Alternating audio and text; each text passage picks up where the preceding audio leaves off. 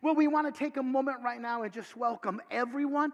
I love this 60-second portion of my week because it's the time that we get to just say hi to everyone, because there are so many people who are part of E-Free Church that aren't here in this room right now. So obviously we have those here in the auditorium, but we have those down in the chapel at our classic service. We have our Sault Ste. Marie campus tuning in right now. We have our online campus watching literally from all over and on so many different means. We welcome all of you. There is a group on Bois Blanc Island that uses our video sermons every Sunday for their worship. There's the Tall Timber Church down in Florida, a vibrant group there that uses our sermon videos as well. And of course, our Folks Listen TV family, we consider you part of the family, as well as those who listen live every Sunday, 9 o'clock on our partner station, the Eagle 101.5 FM. We just want to say welcome to all of you who are part of our extended E-Free Church family. Well, we have coming up right around the corner Good Friday and Easter. I hope you will be taking advantage of both, and that you'll be here or at our Sioux campus for Good Friday or online. And I hope you're inviting people to come to Easter. Obviously now just a couple weeks away, great opportunity, best opportunity you'll have all year to get someone who doesn't go to church to come check out church. We have a page on our website that's dedicated to Easter. You can share it on your social media pages. We'd love to have you do that. Well, this morning, we're going to be starting a new series, a short series, a mini series, if you will. It's only going to be 3 parts. Now, part 3, though, is going to take place on Good Friday. And so if you're part of our Sault Ste. Marie campus, you'll have your Good Friday service up there at 6 o'clock, and Pastor Steve will be preaching the final part of this series up there. Here at the Gaylord campus and Church Online, we will be having our service at 7 o'clock Good Friday, and I'll be sharing that final message here. But we really want to encourage our church family, if you've never come to a Good Friday service, or it's been a while since you have, please plan on coming to Good Friday, because we will be taking communion that night. Typically we do it on the first Sunday of the month, which is today. We're not doing it today because we're reserving that for Good Friday. And I want to share with you a series that I'm calling More Than a Ritual. And we're going to walk together through the key passage in the Bible that teaches us what communion is all about. Now, if you've attended E-Free Church for any length of time, you realize that we do communion every first Sunday of the month here at E-Free. And if you have any type of church background, you're at least somewhat familiar to communion, the bread and the cup. I remember the church I grew up in on the east side of Akron, Ohio. They did communion the first Sunday of every month, but as a kid, I kind of had a love-hate relationship with it. You know, because I didn't know what was the first Sunday. What kid keeps track of that? All I knew is this. When I walked into church as a kid on Sunday, and we saw all those communion trays on the table down front, it meant one thing. Church was going to be 15 minutes longer today. You know, and that was not exciting. But there was something for me to look forward to as a kid. Because I remember, as soon as church was dismissed, as the people were leaving the sanctuary, my buddy Jimmy and I would run down front and we would drink all the unused cups of juice, you know. So I kind of had this love-hate relationship with communion.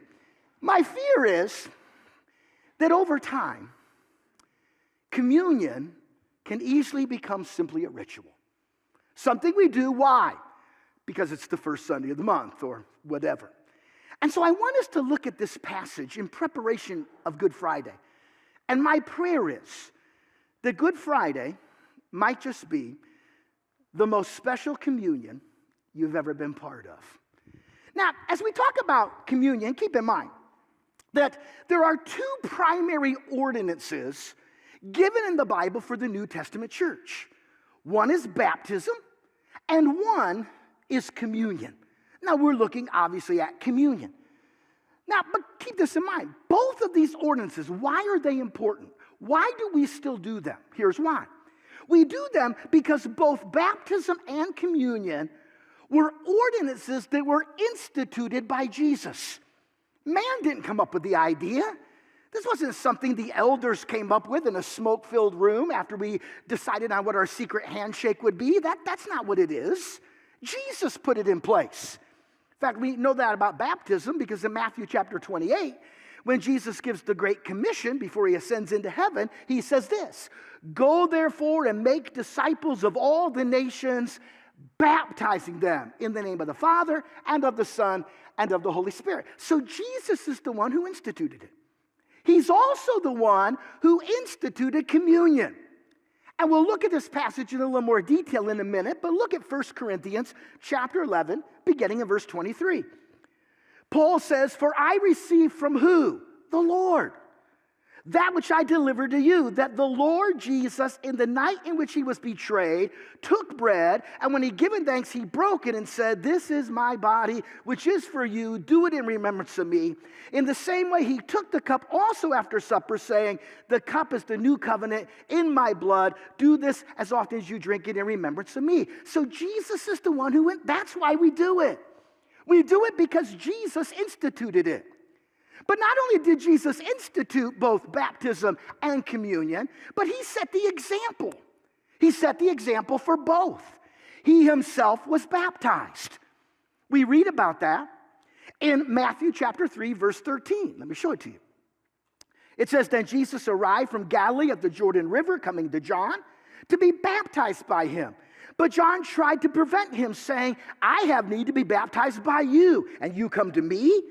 But Jesus answering said to him, 'Permit it at this time. For in this way it is fitting for us to fulfill all righteousness.' Then he permitted him, and after being baptized, Jesus came up immediately from the water, and behold, the heavens were opened. He saw the Spirit of God descending as a dove, and behold, a voice out of heaven said, 'This is my beloved Son.'" Jesus set the example when it comes to baptism. He also set the example when it comes to communion. And we read about that in Luke chapter 22. On the night in which he's betrayed, it says, "When he had taken some bread and given thanks, he broke it. He gave it to his disciples, saying, 'This is my body given for you. Do this in remembrance of me.'" So why is communion important? Why do we still do it? Real simple. Because number one, Jesus instituted it. And number two, Jesus set the example. In fact, you want to know how important it is? All four gospel writers either record Jesus instituting communion or at least allude to it.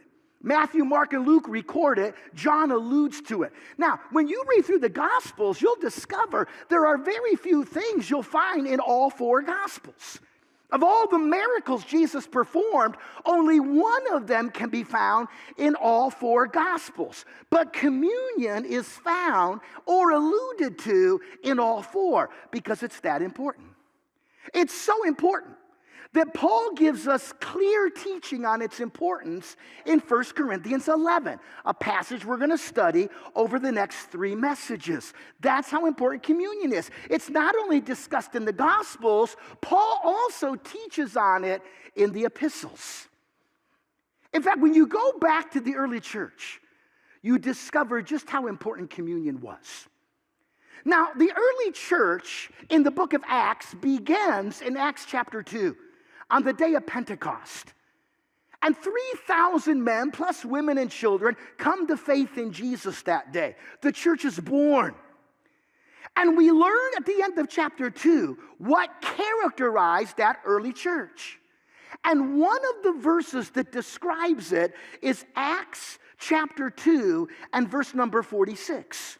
And it says this: "Day by day," don't miss that, "day by day, continuing with one mind in the temple and breaking bread from house to house, they were taking their meals together with gladness and sincerity of heart." So what was the early church doing the moment it's born? Well, obviously they're having some corporate gatherings in the temple area, but they're also meeting with each other in homes, day by day. And when they met with each other in the homes, what did they do? It says they were breaking bread. And I believe it's a reference to communion. You say, but couldn't that just be a reference to eating a meal? Well, it could, except the verse goes on and says, and they were taking their meals together. So it would appear to me that breaking the bread was different than taking the meal. And breaking the bread, I believe, is a reference to communion. Because when Jesus institutes it, what does he do? He takes the bread, he blesses the bread, he breaks the bread, and he gives the bread. So the early church saw communion as so important that they were involved in worshiping through the bread and the cup. How often? Day by day. Now don't miss this. Don't miss this. One of the best ways that you can keep communion from becoming a ritual in your life is to make it a regular part of your personal worship. You know what we've done today? In the westernized church, we have made communion something that we only do once a month when we're all together, led by the pastor. And that's good. And we should do that. But ladies and gentlemen, you don't have to wait for the first Sunday of the month to worship God through communion. You don't have to wait till you're in church to worship God through communion. You don't have to wait till you're led by a pastor to worship God through communion. The early church did it day by day in their homes. You can have communion as a family. You can have other believers over to your house, whether it's for dinner or a game night or whatever. And you can end the evening by having communion together. That's one of the greatest ways you'll keep communion from becoming simply a ritual in your life. Day by day, they were breaking bread. You can have communion together in your M3 groups. Communion should be a regular part of your personal worship. But not only did they do it day by day in the houses, the early church also did it when they got together. Look at Acts chapter 20, verse 7. On the first day of the week, Sunday, so the early church begins to meet for worship corporately on Sunday in the book of Acts. And when they were gathered together for what purpose? To break bread, to take communion, Paul began talking. There was also preaching. There was teaching. So not only did they do communion when they were all gathered together corporately, like we do, but they also did communion day by day, house to house, as they broke bread together. That's how important communion was in the early church. Now, unfortunately, 20 years later, after Jesus institutes communion, within 20 years, the church at Corinth had absolutely abused it. And we're going to see how in a moment. But for us to understand how they abused it and how that affects us, I have to share with you a little bit of history regarding communion in the early church. Because in the early church, communion was connected to a meal. And they called the meal the love feast. That's what they called it. So when they got together for communion, they had a meal together, even when the church corporately met. It was called the love feast. Now, why did they do a meal when they got together for communion? Because when Jesus instituted communion, it was connected to a meal. What meal? The Passover. That's what he and the disciples were celebrating in the upper room when Jesus used the Passover to institute communion. So they would do a meal. Now, nowhere in the Bible are we commanded to continue to do the meal. We are commanded to do the bread and the cup. But they did. It was called the love feast. And when they would do it, they would all get together for one purpose, to show love for each other. Now, keep in mind that back in that day, there was no such thing as a middle class. Okay, that is a modern Western thing. Back in that day, you had the rich and you had the poor. There was no in between. There were the haves and the have-nots. And when the church was born, you had the rich and the poor coming to faith in Jesus. And so they would have this meal together. And the meal was designed to say, we're one family. We love each other no matter what our economic status is. And this was really a potluck supper. Don't you miss those? Oh man, I miss those. I used to love potluck suppers. They were like the best thing in the world. And what would happen is those who were rich, the haves, they would bring really good food and lots of it. The poor would bring whatever they could. Some of them couldn't bring anything, but that didn't matter because they would come together and everyone could enjoy the meal together. And at that meal, you weren't a have and a have not. At that meal, they were one family. That's what it was all about. By the way, you see the love feast mentioned in the next to last book of the Bible, that little one-chapter book of Jude, where it says this: these are the men who are hidden reefs in your love feasts. That's what the early church did. Now here's what happened. Unfortunately, at the church of Corinth, they made the precedent the meal. Communion was just a tack on. It was all about the meal. And they took this beautiful thing called the love feast, and they turned it literally into a gluttonous, drunken feast. I've been to some church potlucks that were like gluttonous feasts. You know what I'm saying? That's what they turned it into. Look what Paul says in 1 Corinthians 11, verse 20. Therefore, when you meet together in order to break the bread, to take communion, it's not really to eat the Lord's Supper. That's not why you're coming together. You're not really coming because of communion. Why? Because in your eating of the love feast, each one takes his own supper first, and one is hungry and another is drunk. You know what they were doing? The rich people developed this mindset at the church of Corinth. Well, we don't want the poor people eating our food. They need to go find a way to get their own food. So the rich people would bring the best food. They would come early. They would eat it all. So when the poor people showed up, there was no food for them. Pretty amazing. Now, in a small way, I can understand and relate. Because everyone knows that the best part of a church potluck dinner is always the deviled eggs. No, I don't know if it's good to eat deviled eggs at a church function, but it's not good afterwards. But anyway, that's always the best part of a potluck. And as a kid, that's what I wanted, the deviled eggs. Then I became a pastor. And as a pastor, I felt the obligation, and trust me, it wasn't from a good motive. I felt the obligation to show servanthood at the potluck dinners and always go last. You know what happens when you're a servant at a potluck dinner? You get no deviled eggs. Because by the time you go, they're all gone. And I would watch some of you heathens take more than one, and I would curse you in my heart. I remember sharing that at my church in Indiana once as an illustration. Well, I'll be honest, it was half an illustration, half to communicate, save me an egg. But anyway, I shared it, and there was this one precious lady. She was the one that organized the dinners.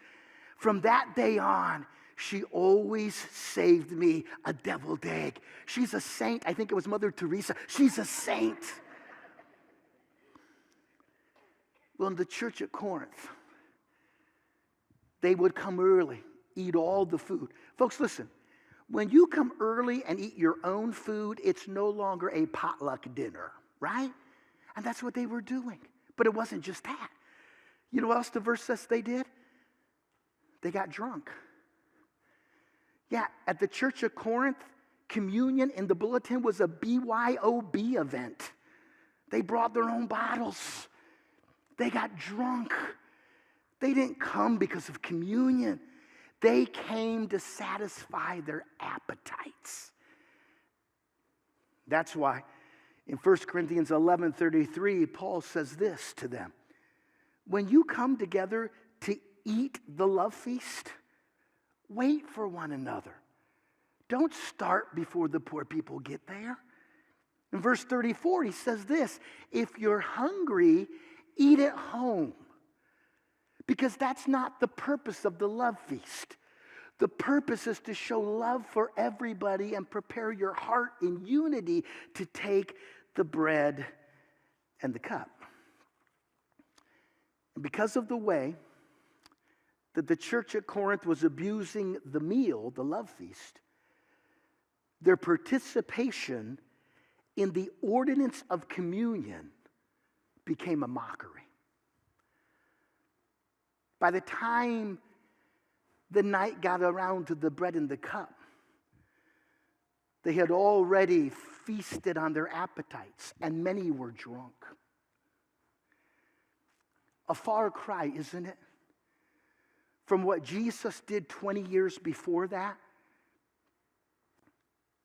When Jesus, on the night he instituted communion, do you remember what he did before the meal began? What did he do? He washed their feet, didn't he? He washed the feet of the disciples, even though every one of them would desert him that night. He washed the feet of Peter, even though he knew that Peter would deny him that night. He washed the feet of Judas, even though he knew that Judas that night would betray him.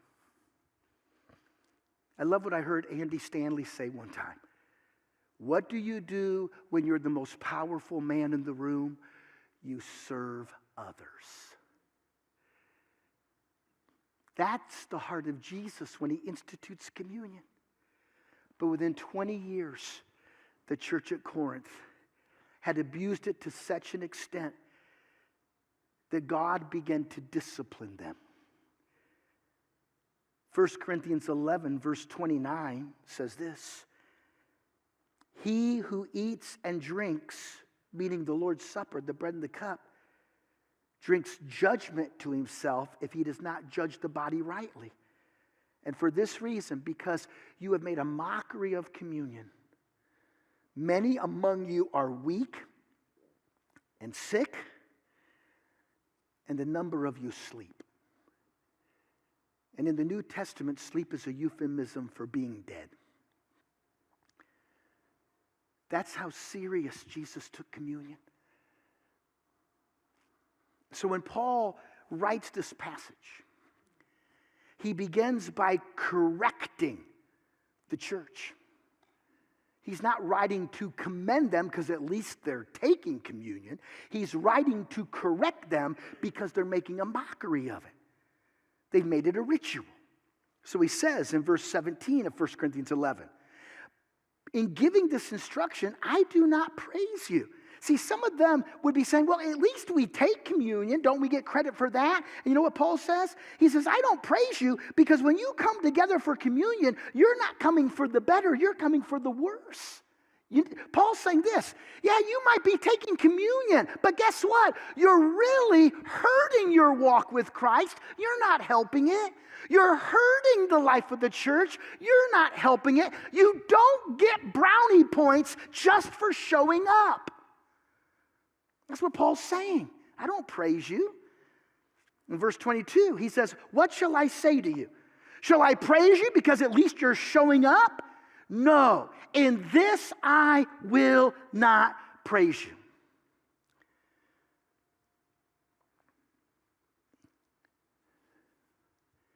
And I know that today, we don't abuse communion like the Church of Corinth did.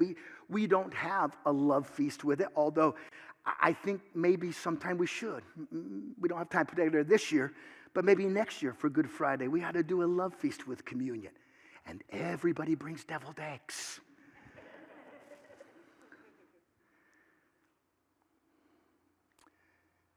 But I do think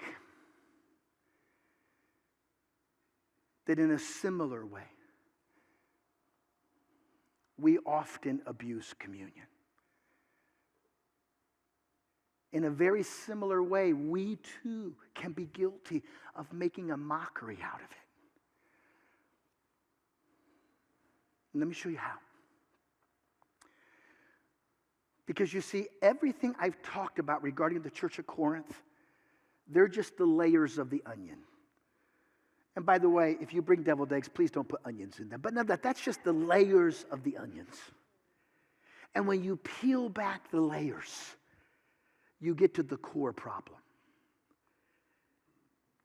And even though we don't, on Communion Sunday, become gluttonous drunks, I think we're often guilty of the same core problem.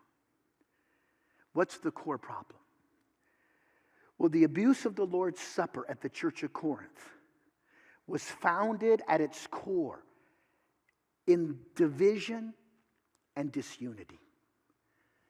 That's why it became a gluttonous, drunken feast. Jesus, in his death and resurrection, had broken down all barriers. Within 20 years, the church had successfully built them back up. That's why in verse 18 of 1 Corinthians 11, Paul says this: "For in the first place, when you come together as a church for communion," this is the core issue. This is the first issue. When you come together, I hear, and that tense means I continually hear, that there are divisions that exist among you. That was the core problem. The core problem was divisions, barriers, walls they had put up between each other. Now, what were those divisions? Well, for the church of Corinth, there was certainly the societal division between the rich and the poor, the haves and the have-nots. But we also know, as we read the whole book of 1 Corinthians, that there were other divisions. Not only were there societal divisions, there were spiritual divisions. But listen, those spiritual divisions weren't based on doctrine. They weren't based on a difference of agreement regarding who Jesus is. You know what they were based on at the church of Corinth? Personalities. Personalities. Back in 1 Corinthians chapter 3 and verse number 4, Paul, in describing the church of Corinth, says, "For one of you says, I follow Paul. Another says, oh yeah, well, we follow Apollos. He's better than Paul." And if you keep reading, there's always those extra pious ones that say, oh yeah, well, we follow Jesus. Beat that.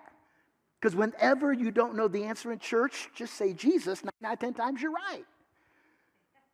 So here's what happens. This group is divided. Over in this section are the haves. Over in this section, the have-nots. Over in this section are those who follow Paul. Over here, those who follow Apollos. And in the balcony are the real spiritual people. They follow Jesus. When they came to church for communion, the one mind that we found in Acts 2, day by day with one mind, was gone. That's how they made communion a mockery. They let barriers divide them. And let's be honest, we do the same thing. I've seen it more over the last year and a half than in 35 years of being a pastor. And I'm not just talking our church. I'm talking church, big C. But yeah, it's in our church too. We're not perfect. But I see it. And suddenly divisions begin to come up. Well, I can't take communion with him. He's a Democrat. I can't take communion with him. He's got a Make America Great hat out in his car. I can't take communion with him. He's black. I can't take communion with her. She speaks Spanish. She doesn't even speak our language. I can't take communion with him. He's a Michigan fan. Are they even allowed to take communion? I can't take communion with that teenager. Do you see he dresses in all black? I can't take communion with him. He needs to pull up his pants and find a belt. I can't take communion down there. They don't do good music.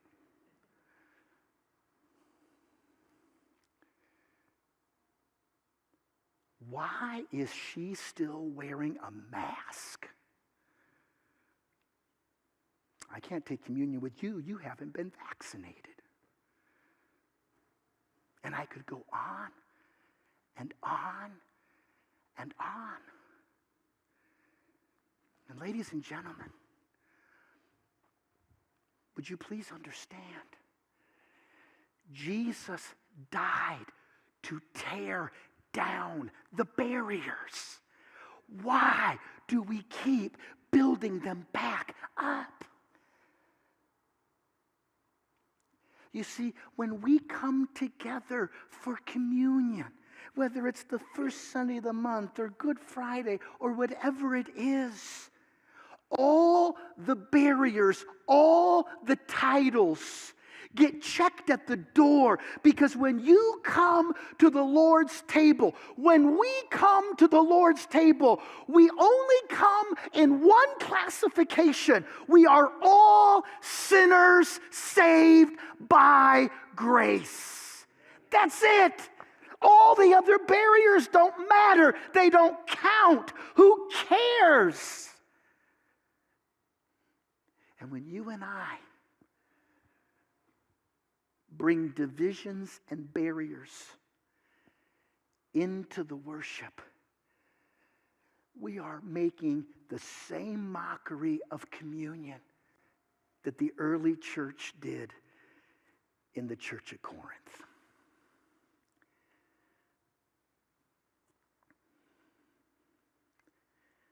So in 1 Corinthians chapter 11, in verse 22, Paul strikes at the heart of the matter.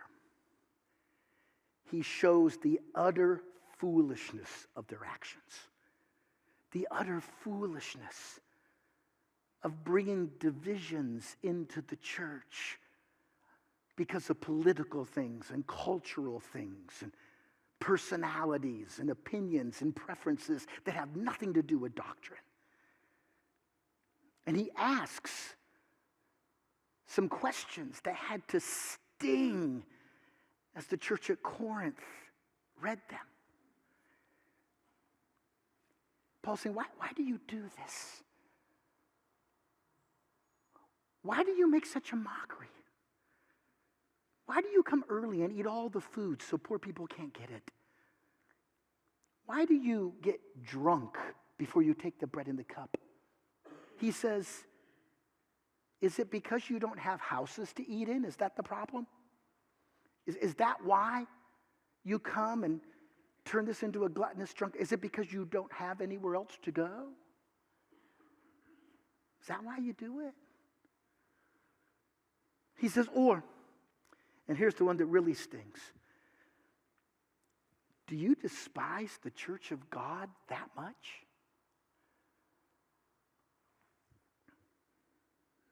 Do you know what Paul just said?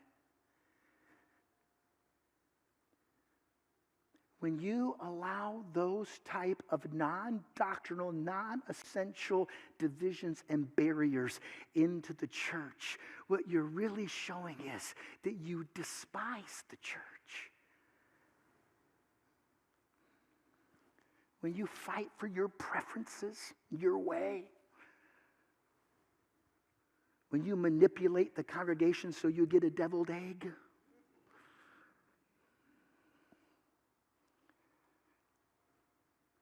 Paul says to the rich people of that church of Corinth who were hoarding all the food,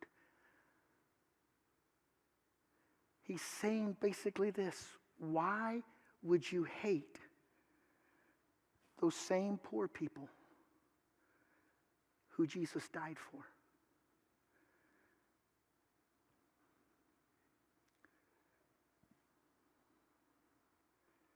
Do you despise the church that much? And then he asks the third question in that verse. Do you really want to shame those who have nothing? Do you not realize it's only because of God's grace that you have what you have?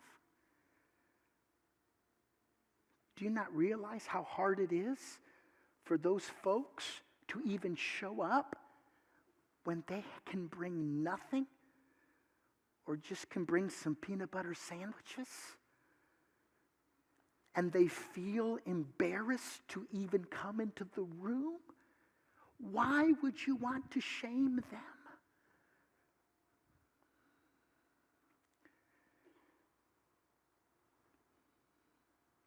And at the heart of the issue was division. Please understand, even though you will never see it or hear it anywhere else, I want you to hear this. It is possible for us to disagree without being disunified. I know that's not possible on Fox News and CNN and MSNBC, and it may not be possible at your school or where you work or in your neighborhood or even at your family dinners. But ladies and gentlemen, this must be the place when it comes to non-essential, non-doctrinal disagreements that we can still choose to love each other and to come together and worship Jesus through the very means he instituted for us to do it. So today we see that Paul corrects the Corinthians. Now, beginning next week, we're going to see that Paul gives clear instruction on why we take communion. And I hope you won't miss it, because we'll also be answering the question next week: what happens to the elements, the bread and the cup? Because there are millions and millions of people today who believe that when you take it, it literally turns into the body and blood of Jesus. Does the Bible teach that? We're going to look at that next week as we look at the importance of communion in preparation for Good Friday. Pastor Steve's going to take over at our Sioux campus, and Jack Dutton's going to take over down at the chapel here in the Gospel Center. And if you're watching at home and you're able, would you stand with me, please, for prayer?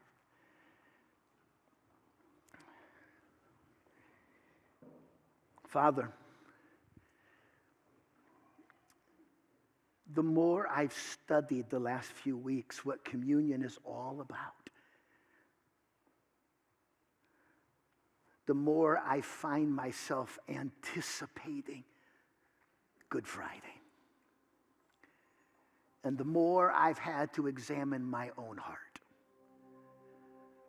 Because it's really easy in our culture to let disagreements turn into disunity. I pray that this will always be a place where even when we disagree, we can still remain of one mind, because we are your children only by your grace and mercy. And I pray this in Jesus' name. Amen.